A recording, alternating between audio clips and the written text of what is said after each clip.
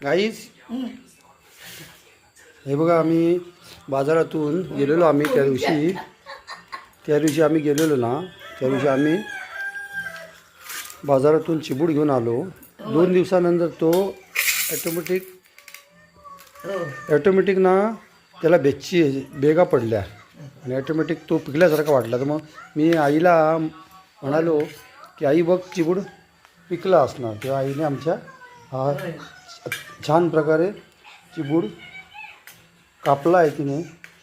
आणि हे हां ही तुला कसं माहिती पडलं की चिबूड पिकला आहे?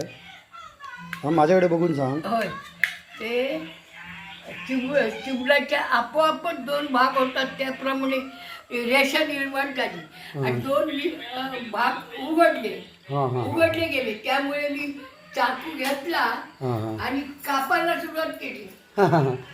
ते गावी आल्यावर चिबूड खाणं भजनामध्ये पण चिबूड वगैरे देतात. आरतीच्या वेळी पण चिबूड दिला जातो. तर मी तुम्हाला दाखवतोय की किती छान प्रकारे आई आमची चिबूड कापते आहे. तेव्हा आपण आता सर्वांना चिबूड सर्व करणार आहोत.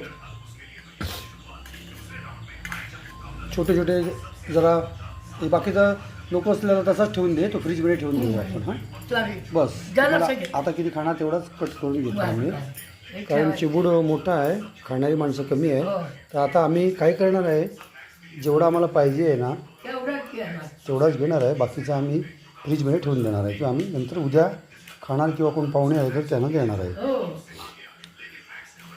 तर छोटे छोटे कापं कर. हां मग ते कसं आता हा चिबूड आहे ना तो साखर वगैरे टाकून तिथे छान प्रमाणे बघा आईने किती छान कट केलेलं आहे बघा. आम्हाला आता पाहिजे तेवढाच आम्ही चिबूड घेतलेला आहे, बाकीचं आम्ही फ्रीजमध्ये ठेवणार. ओके गाईज, त्यावरती साखर टाकायची आहे थोडी की त्याला मग गोडवा निर्माण होईल आणि लहान मुलं पण आनंदाने खातील.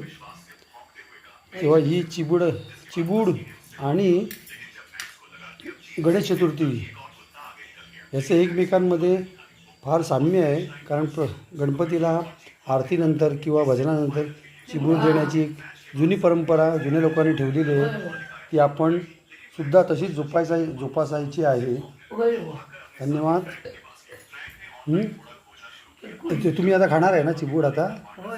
हां ही माझी आई आहे ही. चला मग हां नेक्स्ट व्हिडिओमध्ये आम्ही तुम्हाला अजून काही नवीन काहीतरी दाखवू. ओके गाईज, धन्यवाद.